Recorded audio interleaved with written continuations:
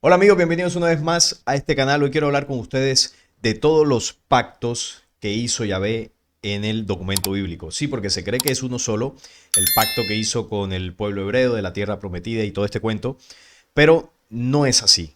Hay más pactos y en estos se traza un plan, una estrategia de dominio mundial. A nivel religioso, cuando se habla de este tema, se habla que son 7 pactos. Vamos a ver si ese es el número total de estas alianzas de Yahvé.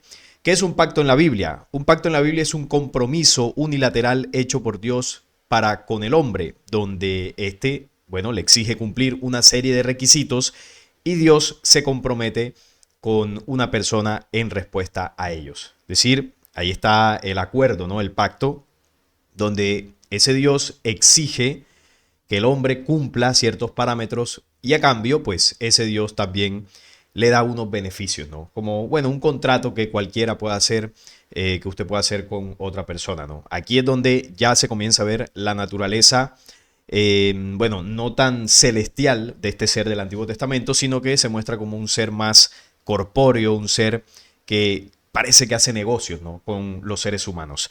Recuerden que estamos hablando de los pactos del Antiguo Testamento, de un falso Dios para entender ese plan, aunque a nivel religioso se cree que evidentemente es el Dios verdadero. La Biblia constantemente señala el pacto con algunas características y estas características serían 4.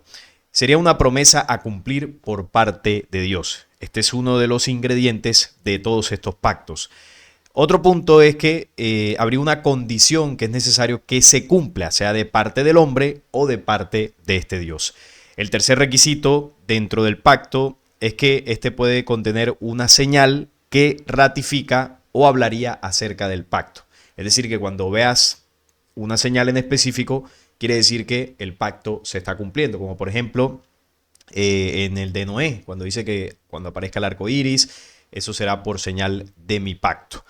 Y el cuarto componente es que debe haber un cumplimiento de la promesa o la advertencia dadas o en las condiciones que se dieron del pacto. O sea, debe ser de estricto cumplimiento. Esto es en general lo que sería un pacto por definición y los elementos que contendría este acuerdo entre Yahvé, el Dios del Antiguo Testamento, y los seres humanos. Pero ¿cuáles son los pactos que están en la Biblia, no? Bueno, se dice que son 7.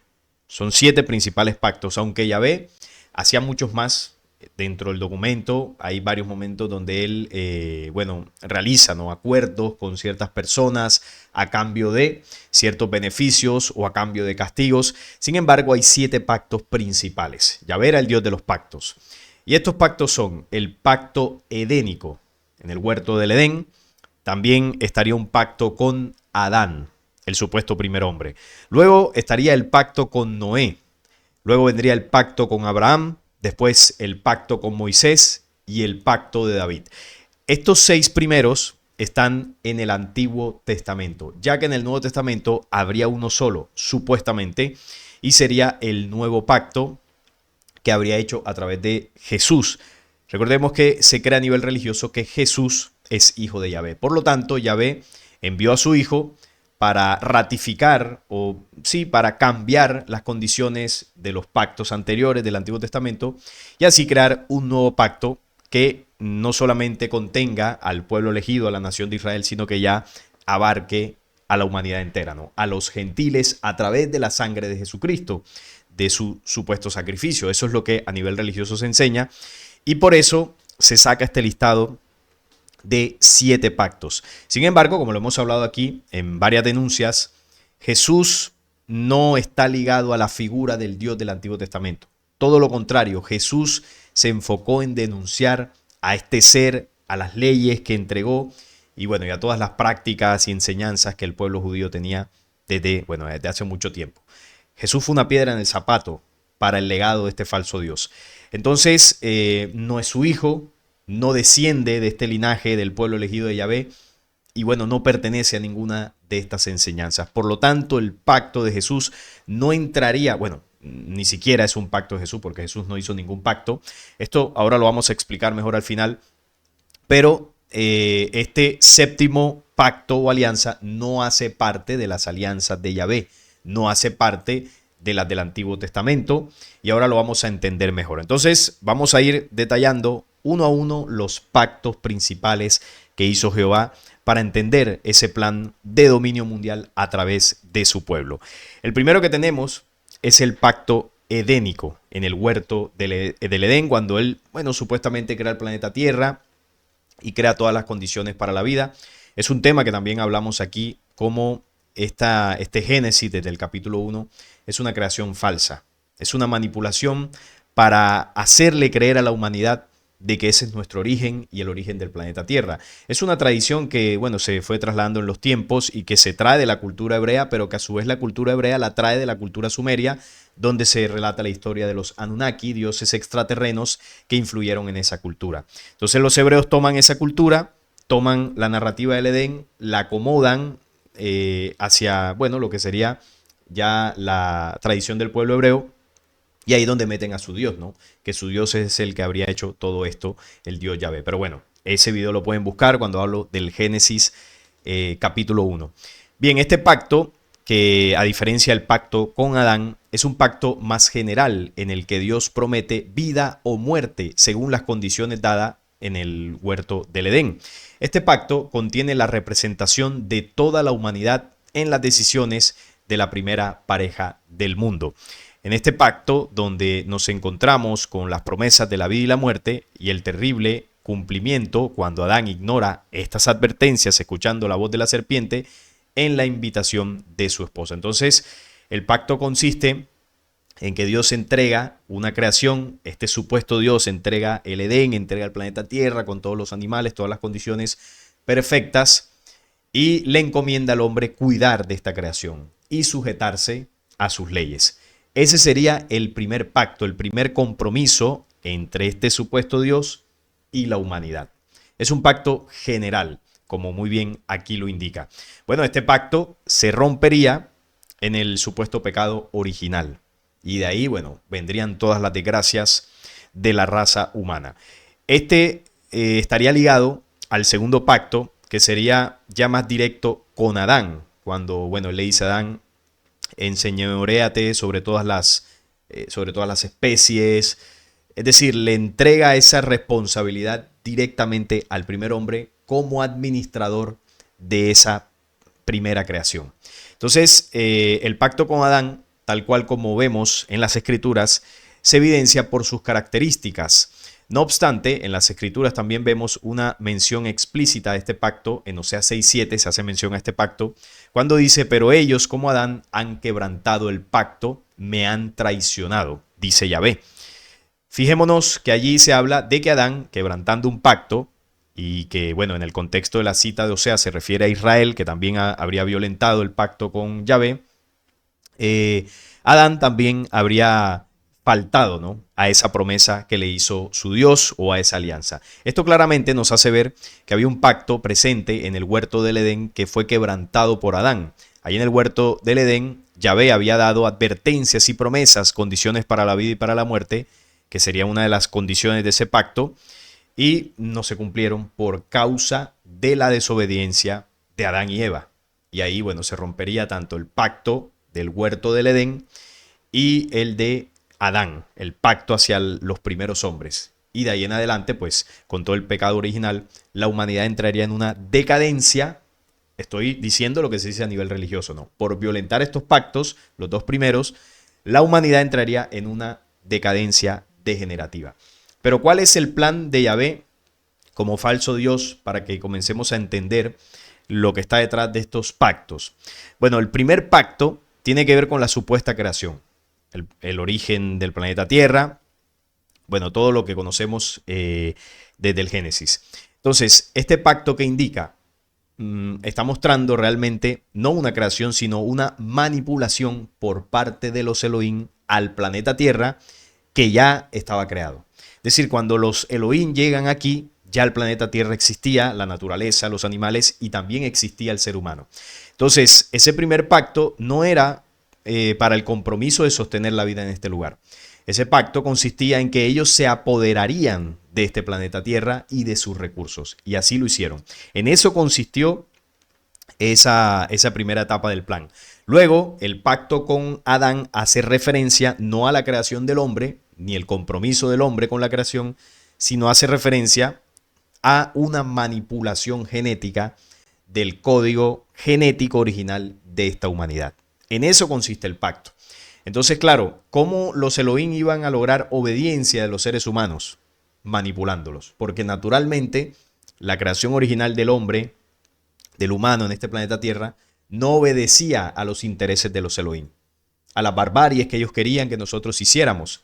Por eso ellos se ven obligados a manipular a manipular los genes y también a crear una raza híbrida semejante a los seres humanos a nivel físico, muy iguales a nosotros, pero que no tenían o no tienen la misma condición espiritual. Esa raza híbrida sí es capaz de replicar las enseñanzas de estos Elohim y bueno, y hacerles caso para que cumplan sus intereses y sus agendas oscuras.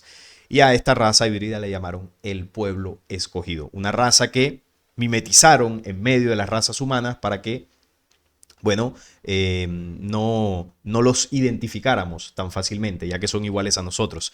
Entonces, en eso consistía el plan, ¿no? Apoderarse de los recursos del planeta, fingiendo una falsa creación y manipulando la humanidad terrestre para que fuese más obediente y sumisa a estos falsos dioses. Luego vendría el pacto de Noé. El pacto de Noé es un compromiso de este Dios de no destruir al mundo por medio del agua, como en su momento lo hizo en la historia del diluvio universal. Era la promesa de parte de este Dios de que este mundo se mantendría en pie. Por eso, como señal de esto, el pacto de Noé tiene una señal, un arco lleno de colores en el cielo que nos recuerda esta promesa de no destruirnos. Entonces, bueno, aquí ya hemos hablado varias veces de la historia de Noé, de la falsedad de la existencia de un arca de estas, pero esto lo que nos quiere decir es que estos Elohim, cuando sucede lo del diluvio, que el diluvio no es provocado por ellos, el diluvio, que no solamente fue agua, sino movimientos telúricos, bueno, una serie de cataclismos a nivel planetario, fueron dirigidos por parte de las leyes de la naturaleza hacia la destrucción de las razas híbridas gigantes que ellos habían creado aquí, en ese proceso de mezcla de los Elohim con las mujeres humanas.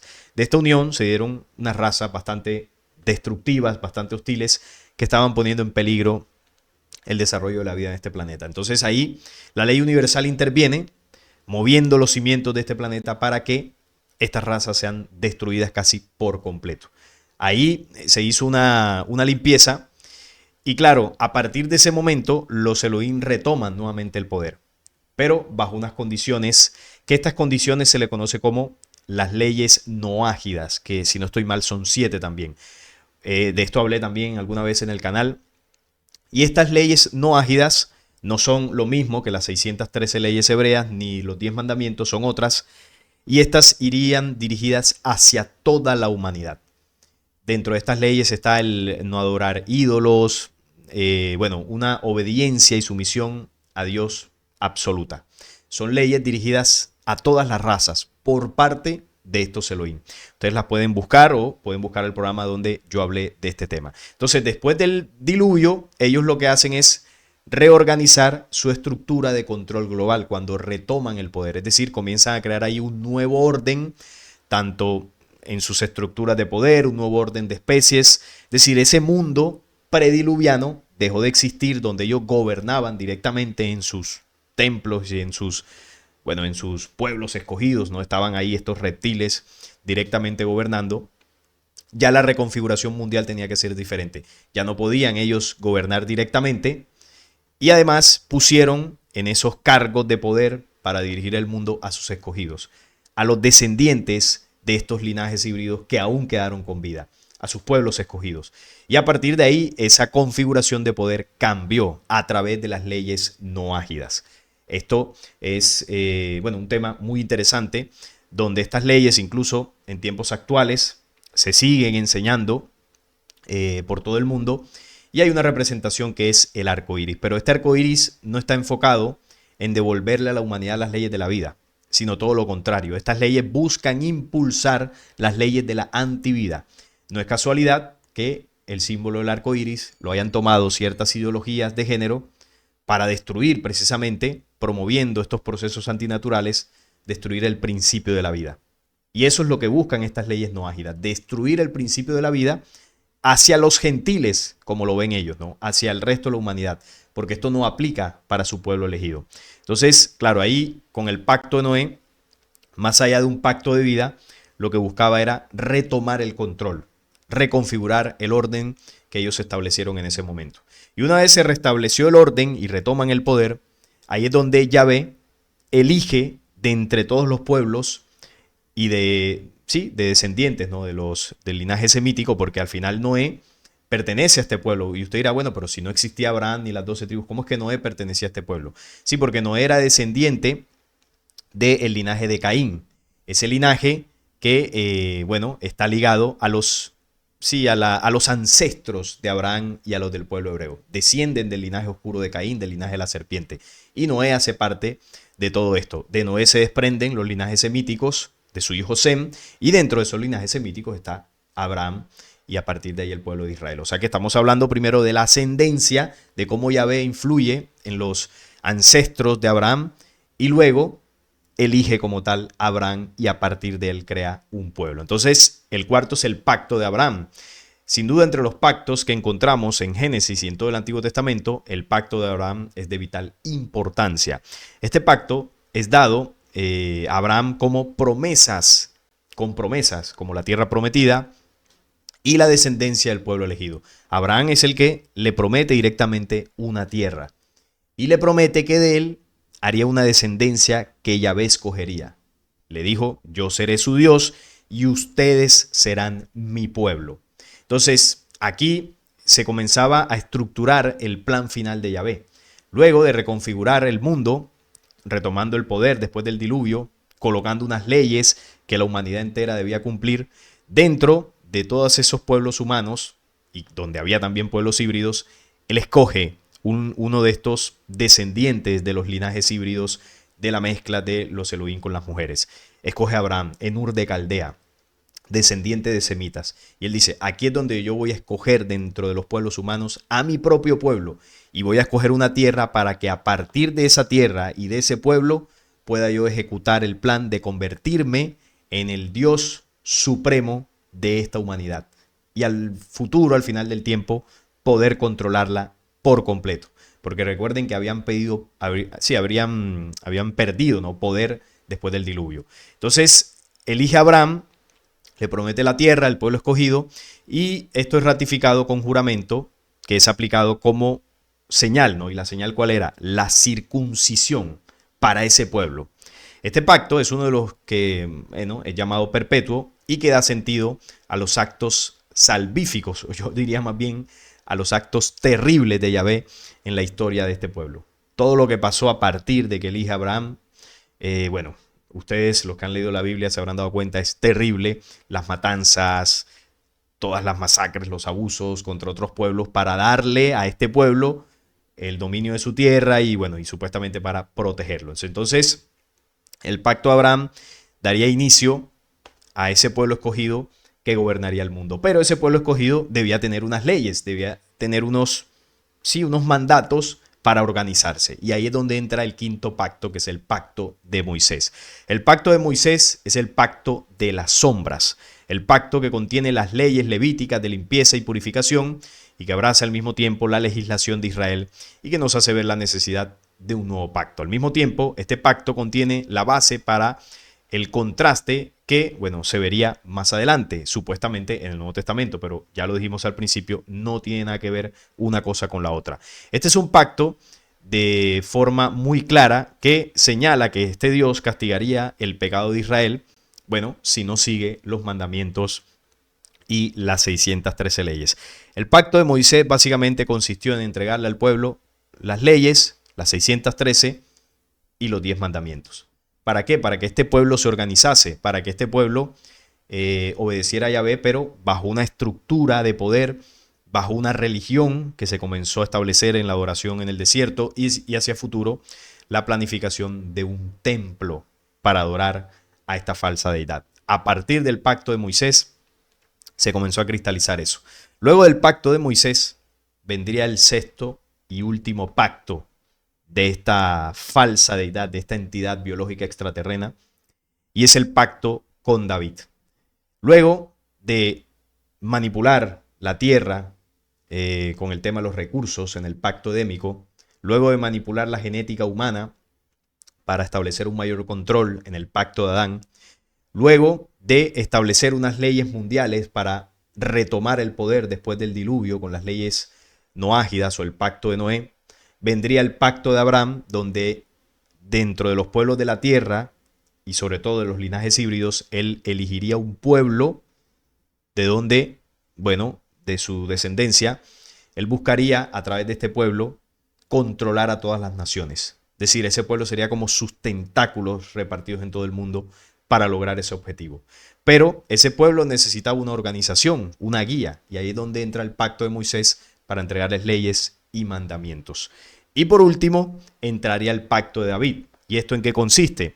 Es el pacto que establece las promesas para el reino de Israel, sobre todo el reino mesiánico universal. Aquí es donde se establece el principio de la espera de un Mesías que lideraría ese pueblo hacia futuro.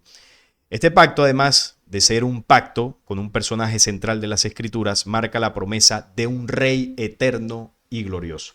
Y ahí finaliza los pactos de Yahvé, el plan de Yahvé. Además de darle al pueblo unas leyes, una soberanía sobre una tierra, también la intención de dentro de esa tierra de la reconstrucción de un templo. Bueno, la intención no, lo construyeron 2 veces y están pensando en una tercera. Lo van a hacer también, lo van a reconstruir una tercera vez. ¿Y cuál es el objetivo? Cristalizar el último pacto, que es la llegada de un rey eterno y glorioso, un Mesías que están esperando para que domine a las naciones. Un Mesías que, como lo hemos denunciado, muy probablemente será un cuerpo poseso por una entidad que posiblemente sea la entidad o el espíritu. Bueno, espíritu no sería el término, pero para que se entienda, ¿no? La energía, ¿no? A la que ellos le llaman Dios. La entidad a lo que ellos le llaman Dios. Yahvé, que Yahvé seguramente ya no existe en cuerpo físico porque lo habrá perdido. Y como ya lo hemos hablado en otros programas, en un punto de la historia lo perdió, sobre todo relacionado al tema del primer templo. Y Yahvé dejó de tener contacto directo, contacto físico, cara a cara con este pueblo. Y hoy en día, pues, esta entidad habita en las dimensiones astrales. Desde ahí los hebreos lo contactan. Y están esperando el tiempo preciso para que exista un cuerpo, un personaje que pueda condensar estas energías contrarias y con toda esa sabiduría oscura, esa sabiduría de la penumbra, pueda gobernar a todas las naciones del mundo. Esto es algo que ellos vienen preparando y por eso rechazaron a Jesús, porque Jesús no representaba nada de esto. Este es el plan final, ¿no? El último pacto, el sexto pacto, y es la venida de un Mesías.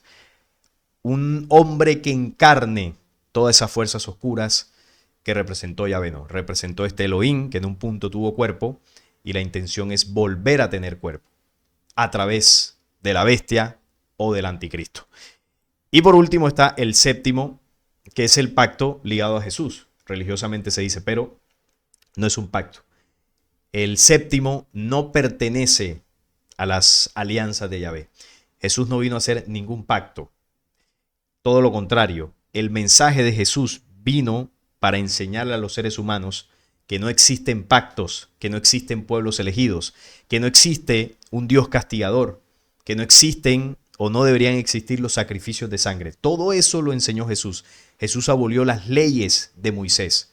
En varias ocasiones oísteis que Moisés dijo, ojo por ojo, diente por diente, mas yo os digo, perdonad a vuestros enemigos. Siempre desacreditó estas leyes, las tiró por tierra. Vino a enseñar a la humanidad que la espiritualidad o los conocimientos espirituales no están determinados hacia un único pueblo, sino que son para toda la humanidad. Yo diría que el mensaje de Jesús vino a romper los 6 pactos de Yahvé. Vino a romper esa línea de dominio a través de un falso Dios y de un pueblo escogido por ese falso Dios, y vino a decirle a la humanidad que no son escogidos de ningún Dios verdadero, sino al contrario, el padre de ellos es Satanás, como lo dijo en Juan capítulo 8. Entonces, lo de Jesús no es ningún pacto, todo lo contrario, el mensaje de Jesús contrarresta todas las alianzas, ¿no?, que hizo Yahvé.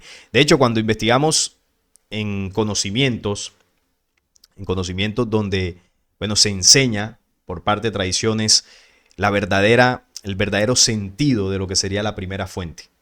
Aquí vemos en un conocimiento llamado la lógica de la lógica, entregado en contactos, en todos estos contactos que han sucedido aquí en el planeta Tierra, donde se han traído precisamente verdaderos conocimientos espirituales. Y en el tema de los pactos, para saber si hay un Dios o hay una verdadera fuente que hace alianzas con los hombres, aquí tenemos esto. Así oíd, hombres de toda simiente. No he hablado para una sola casta de hombres. No he hablado ni he dado bendiciones a un solo pueblo. O sea que todo lo que Yahvé hacía en el Antiguo Testamento, entendemos que esto no lo hacía ningún Dios. No he desenfundado flechas para lanzarlas a mis enemigos y no hundo en la desesperación a ningún pueblo. O sea, está describiendo todos los actos que hacía el Dios del Antiguo Testamento para decir en palabras, ¿no?, de estos mensajeros que entregaron esta información. A través de ellos, esta primera fuente, no es que aquí esté hablando directamente el Dios universal, no. Estos son conocimientos trasladados por humanidades que han visitado el planeta Tierra, más avanzadas y con más entendimiento de todas estas cuestiones, que nos dicen que esa primera fuente no actúa como el del Antiguo Testamento. ¿Y por qué? Porque la primera fuente no es un señor. Las leyes universales no se enojan, no te castigan, no te tiran para allá. No funciona así el universo. Entonces dice que así oíd pues el manifiesto de la inteligencia que llega al oído del que sabe escuchar. No entendáis mal mis claras palabras, ni les deis otra interpretación, os lo digo. No exijo a los hombres honores para mi nombre, diezmos, súplicas, sacrificios. No castigo a quienes no saben nada de mí. No realizo alianzas ni contratos con hombres de ningún pueblo. Llámese Abraham, Noé, David. Todo eso es falso. No pido ni doy nada a cambio de supuestas alianzas, sabedlo. Eso de que usted le reza a Dios y le dice, ay Dios mío, si tú me ayudas con este problema, yo te prometo que voy todos los domingos a la iglesia. No funciona. No hay alguien que lo esté escuchando para decirle, sí, de acuerdo, vamos a hacer esa alianza. Si yo te ayudo, tú vas a la iglesia. Eso no existe. Nadie lo va a escuchar. Entonces, claro, esa es la creencia religiosa. Conoce la ley y entonces me conocerán los hombres. Para conocer a la primera fuente, a la creación verdadera, es necesario conocer la ley. Y una de las formas de conocer la ley es mirando, observando la naturaleza. Cómo funciona, cómo se comporta, cómo vive un árbol, el sol, el río, el mar, las plantas. Ahí usted puede ver el cumplimiento de la ley, no de las 613 leyes, la ley de la vida. Así he hablado por boca de quienes saben de mí. Así hablo por boca de quienes saben de mí. Por eso estos mensajes se trasladaron a la humanidad en diferentes tiempos. Mi conocimiento es limpio, no lo ensuciéis. Mi sabiduría es eterna, no la menospreciéis. Entonces, con estas pequeñas líneas se entiende, ¿no? Hay una lógica, son palabras que se pueden sentir y que el corazón reconoce y dice, claro, por eso, hace mucho tiempo, usted puede llegar a esa reflexión, ¿no? Hace mucho tiempo yo sentía que lo que se dice en el Antiguo Testamento no es Dios.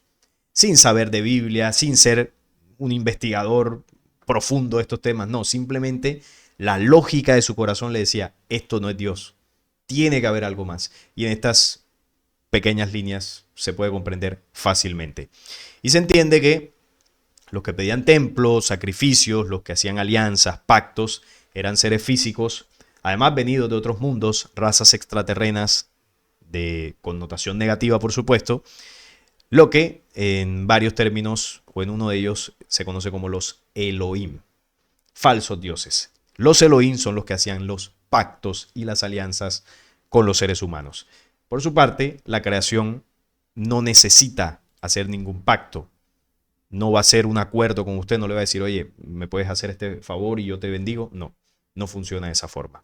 Entonces, la creación verdadera no hace pactos. Los Elohim sí que lo hacían. Y ya vemos que dentro de estos Elohim estaba Yahvé, que en sus 6 pactos programó a su pueblo para el dominio mundial. Y el número siempre está presente, ¿no? 6, el código 6. Así que, bueno, ahí está. Esto era lo que les quería compartir. Los 6 pactos de Yahvé en el Antiguo Testamento. Estaré, por supuesto, leyendo sus opiniones. Si sabían de esto, ahí en los comentarios. No es más por esta ocasión. Les agradezco sus likes, la suscripción al canal y compartirlo para que llegue a más personas. Hasta la próxima.